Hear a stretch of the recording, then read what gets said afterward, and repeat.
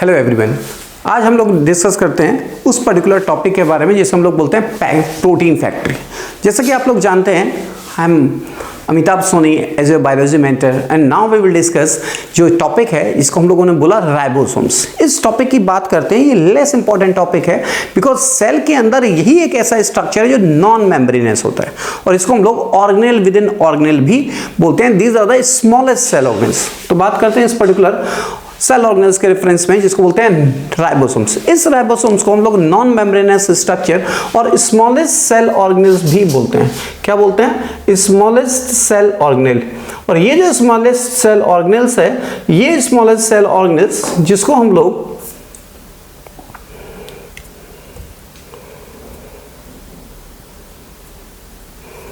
ये smallest cell organelles है जिसको हम लोग क्या कह सकते हैं? ऑर्गेनेल विद इन ऑर्गेनेल भी बोल सकते हैं because it is present, it is a characteristics of all prokaryotic cell as well as eukaryote except RBC. दूसरी इंपॉर्टेंट चीज कि एक साइंटिस्ट जिनका नाम है क्लाउडे, इन्होंने बेसिकली फर्स्ट टाइम ऑब्जर्व किया under the microscope, electron microscope, और इसको बोला माइक्रोसोम। ये जो राइबोसोम्स होते हैं, राइबोसोम्स दो टाइप के होते हैं। एक को बोलते हैं यूकैरियोटिक राइबोसोम्स जो 80S होते हैं और दूसरा वो जिसको बोलते हैं प्रोकैरियोटिक राइबोसोम्स जो 70S होते हैं। ये प्रोकैरियोटिक राइबोसोम्स और यूकैरियोटिक राइबोसोम्स के अंदर जो डिफरेंस होता है कि यहाँ पे 60% आरएनए होता है और यहाँ पे 40% आरएनए होता है। यहाँ पे 40% प्रोटीन होता है, यहाँ 60% प्रोटीन देखने को मिलती है। दूसरी चीज ये कि यहाँ पे जो आपके इंपॉर्टेंट फीचर्स हैं वो एक और है कि यहाँ पे जो राइबोसोम्स होते हैं, इन राइबोसोम्स के अंदर दो सब यूनिट होती है। कितनी यूनिट होती है? दो सब यूनिट। फॉर एग्जांपल, अगर ये आपकी स्मॉलर सब यूनिट है और ये आपकी लार्जर सब यूनिट है, कैसा है? इसको बोलते हैं smaller sub unit, that is called as smaller sub unit, और इसको हम लोग बोलते हैं लार्जर सब यूनिट। इसको हम लोग बोलते हैं लार्जर सब यूनिट। तो ये जो स्मॉलर और लार्जर सब यूनिट है, जब हमारे यहाँ पे मैग्नीशियम आयन कंसंट्रेशन अवेलेबल होगी और वो नियर अबाउट अवेलेबल होगी 0.001 m, तब यहाँ पे हमारे ये दोनों स्मॉलर और लार्जर सब यूनिट क्या करेंगे? कंबाइन करेंगे और अल्टीमेटली कंप्लीट राइबोसोम्स यूनिट का फॉर्मेशन हो जाएगा। क्या हो जाएगा? कंप्लीट राइबोसोम्स यूनिट का फॉर्मेशन हो जाएगा लाइक दिस। और ये जो कंप्लीट राइबोसोम्स यूनिट है, इस कंप्लीट राइबोसोम्स यूनिट की अगर हम लोग बात करें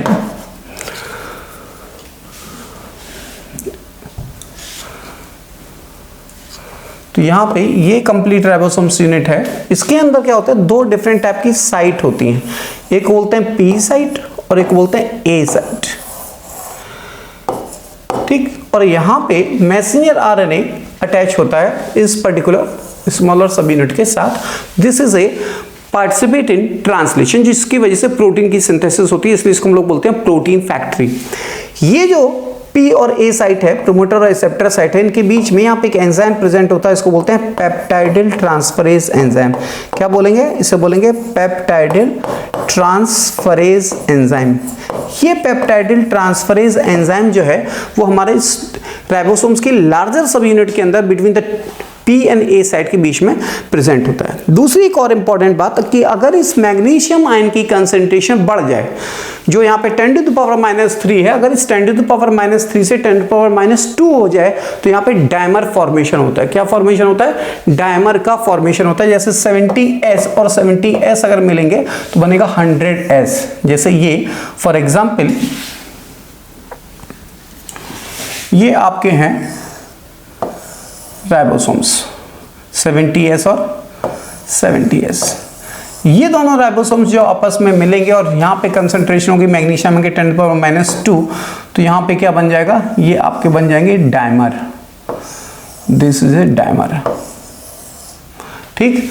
तो ये डायमर बन गया, इसको हम लोग बोलते हैं डायमर। ये बना प्रोकैरियोटिक दो राइबोसोम्स से 100S और 80S से मिलकर बनेगा 120S डायमर का फॉर्मेशन।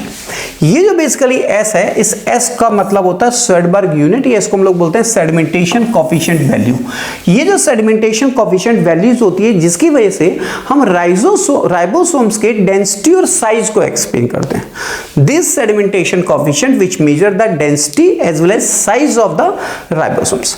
अब बात करते हैं इनके फंक्शन के रेफरेंस में, क्योंकि ये जो राइबोसोम्स होता है ये या तो कहीं पे अटैच होता है या फ्री होता है। फ्री होता है तो ये ज्यादातर साइटोप्लाज्म के अंदर फ्री होता है, जहां पे ये सिंथेसिस करते हैं नॉन सिक्रीटरी प्रोटीन के बारे में।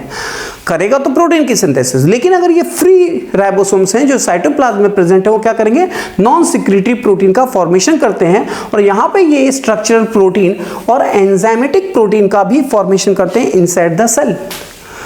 पहला बात ये समझ में आई कि साइटोप्लाज्म के अंदर जो राइबोसोम्स होंगे स्कैटर्ड फॉर्म में प्रेजेंट होंगे, वो नॉन सिक्रीटरी प्रोटीन और स्ट्रक्चरल प्रोटीन या एंजाइमेटिक प्रोटीन की सिंथेसिस करता है। ठीक है, या आप कह सकते हैं which is used in the inside the cell. Cell के अंदर जो साइटोप्लाज्म के अंदर राइबोसोम होंगे, या तो वो एंजाइमेटिक प्रोटीन बनाएंगे, स्ट्रक्चरल प्रोटीन बनाएंगे, या फिर नॉन सिक्रीटरी प्रोटीन की सिंथेसिस करेंगे। लेकिन अगर ये राइबोसोम्स एंडोप्लाज्मिक रेटिकुलम से अटैच हो गए, तो ये सबसे पहली बात, एंडोप्लाज्मिक रेटिकुलम से जब अटैच होंगे तो लार्जर यूनिट या लार्जर सब यूनिट अटैच होती है किसकी हेल्प से, राइबोफ्लोरिन 1 और 2 की हेल्प से।